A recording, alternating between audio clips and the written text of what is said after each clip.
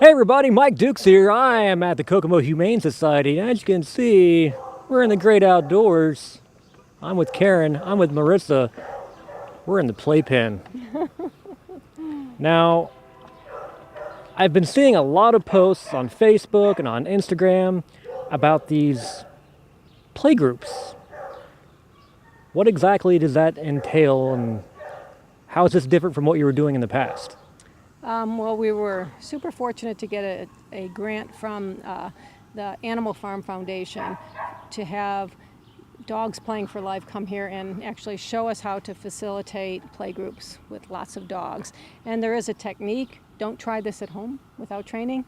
In fact, really, don't try this at home without training. And that's why, to me, dog parks are a little scary, because there's a lot of elements that you don't know about other people's dogs. So they came and spent 2 days with us and showed us how to introduce the dogs, how to steer the dogs, and basically how to read the body language and to check personalities to see who's who and what their personality type is in a play group. So I was at the play group. I participated in some, but I'm not the pro like the ones who've been doing them every day. This has been a game changer for us. There were dogs that and I just told you before, Sean's dog from Comic Cube, that was a dog we were afraid to bring out with other dogs because we just had no idea how he was going to react. He was a playgroup superstar. He was amazing and chill, but friendly to the other dogs. So we get a lot of information so people can come out here and watch the dogs playing and interacting, and we've done a lot of adoptions. So dogs that we thought, are not going to ever be able to play with another dog, do amazing, and they learn. They come in here, and maybe the first couple times they're out here, it's a little rough.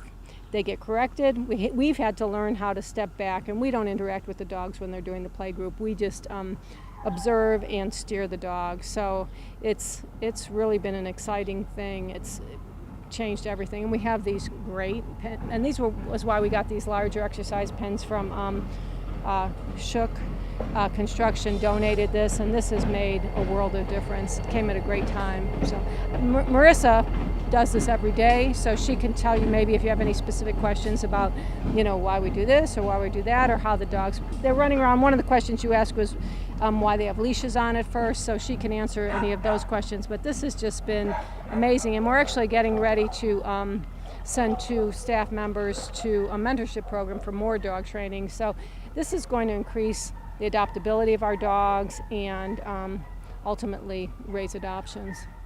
See, I find that amazing because if anyone has been to Comics Cube or you've seen Sean walking his dog, Darby is the biggest lug, the happiest, not threatening at all, and yet you guys were... We were a little nervous. In the kennel, his behavior was a little stiff. When he first came out, he was a little stiff, and then after, it's getting to know someone. I thought you were a little stiff when I first met you. But it's getting to know the animal and their temperament and their behavior, and also learning ourselves how and when to back off and when to step in. Yeah. If you've seen Darby and you hear that testimony right there, that should be all you need to think that this is the greatest thing on earth. Now, Marissa here, of course, is mastermind when it comes to this sort of thing. And I asked Karen, because as the dogs are brought in, you guys left the leads on them, and I was like, okay, you're just going to leave those? Why is that? So why is that? We leave the leashes on just for safety reasons. If someone is to get out of control right when they come in, because that's when they have the most energy, then we can just grab that leash potentially, use it to get them away. There's several different things we can do to try to interrupt if there is a fight, and the leash is just the first one we can go to. Now, personally, I like to wait at least 2 dogs after that dog came in, and then I'll go ahead and take the leash off if I haven't seen any concerning behavior. There's not a lot of concerning behavior. No. Yeah, not a lot. And these guys know each other. How long have they been playing together? They have been in at least 6 or 7 playgroups together already. Especially Teddy, he has been here a long time. Not as long as some of our other rock stars, but he has definitely been here a little longer. And Teddy loves pools. Drinking from them, laying in them, he's all about the pool. And the difference also, besides being able to see the dog out in the play group interacting is when they're done. They go back in their kennel, they're chill, they're calm. People come through and that dog looks, isn't charging the kennel gate, isn't barking at his neighbor, isn't, being a crazy mess. And so it makes them more approachable, and then when we bring them out, it's better. And they're stimulated physically and mentally. So they go in and they're quiet. Our kennels are a lot quieter, especially on the days that we do the play group, and it's really important to do it every day.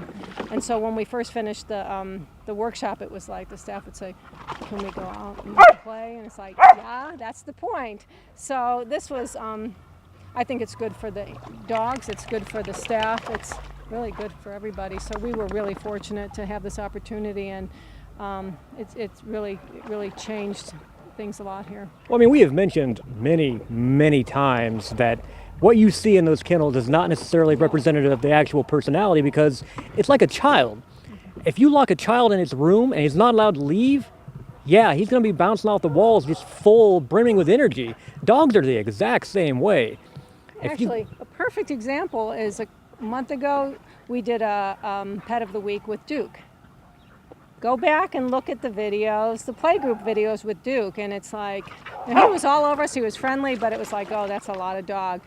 Duke's a big baby, and once he's gotten his energy out, they walk better on a leash. Then, once they're tired, then the training comes in, and that's why we need to get a couple staff members trained for doing more extensive behavior training and obedience training and leash walking skills, stuff like that. And I would think, if you're out here with them, you're getting an eyeful of just what their actual personality is. Mm-hmm. So it's no longer really guesswork for you guys. It's definitely not, especially if you are out here or you watch the videos that we take while we are out here.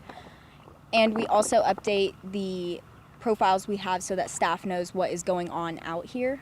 You can see Facebook and Instagram, like you said, we post videos, pictures, every chance we get of this, because it's awesome watching these dogs learn how to be dogs. And Sasha's a prime example. She didn't know what another dog was, really. She wasn't aggressive, she was just scared. And we brought her out here, and after 2 or 3 playgroups, she had her tail up, was wagging, running around with everybody else, getting a little vocal, getting more confident each time she comes out. Duke also has a personal video on his profile if you check him out on our website, and that showcases basically what he is. He's a big goofball that loves to go fishing in our nice little pools here. And I love the fact that you're letting dogs be dogs. You guys mentioned you're largely allowing self-correction.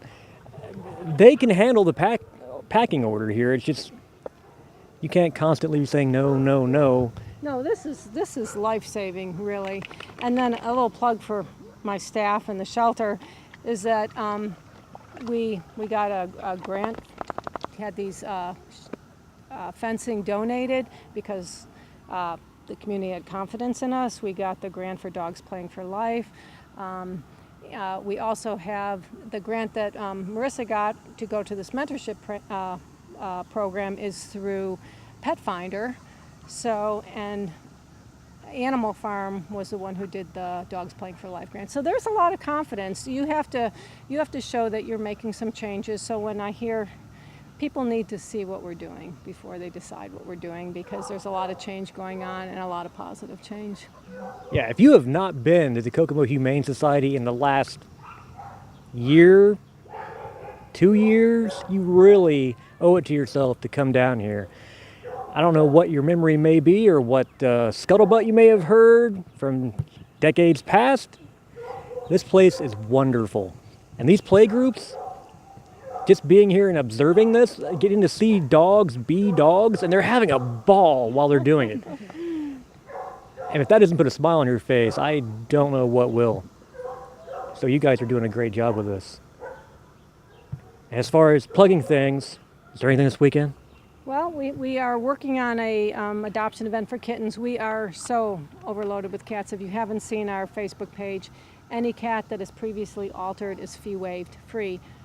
There's no reason to get a cat from the paper. This cat is spay or neutered, it's microchipped, it's vaccinated. I feel like a broken record, but there's no reason to go anywhere else. We've got lots and lots and lots and lots of cats. We've got kittens. There'll be kittens at the adoption event, which will be either at the Petco store or at the Tin Man, which I'm kind of excited about. So check our Facebook page and you'll see it. Anything that we are getting fixed currently that we're paying for, cats are $30 and kittens are $50. But anything previously altered is free, fee waived, free love. Free So loving. help us out. We hear so much conversation about people saying, "Are you going to be no kill?" Help us get these cats out of here. So that's great cats. Don't go to Facebook and go to Kokomo Classified Pets. Come to the Kokomo Humane Society. We've got plenty of felines, plenty of canines. We've got a Yes. lot of people looking for some love. So get down here and check out these play groups. These guys are awesome. And, if you want, you can hang out in a pool with one of them. I don't know. See you guys next week.